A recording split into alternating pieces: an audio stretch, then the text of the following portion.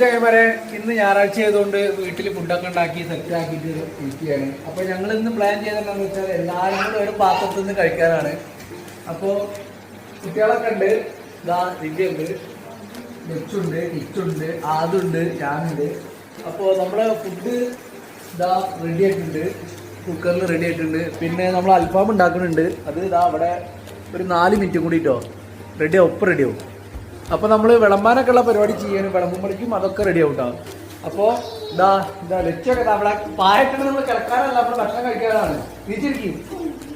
അപ്പോൾ ഞാനൊന്ന് സെറ്റാക്കിയിട്ട് കാണിച്ചു തരാം കേട്ടോ. അപ്പം നമ്മൾ ഇല ഒക്കെ ഇട്ടിട്ടുണ്ട് കേട്ടോ, ഇല ഇട്ടിട്ടുണ്ട്. പിന്നെ ഒരു മിന്തി ചട്നി ഉണ്ട് കേട്ടോ, മിന്തി ചട്നി കൊടുത്തിട്ടുണ്ട്. അപ്പം ഇനി നമ്മൾ നേരെ നമ്മളെ മന്തി എത്തിയിട്ടുണ്ട്.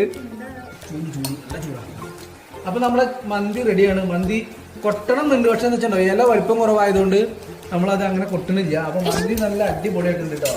ചോറ് വിളമ്പ് കേട്ടോ.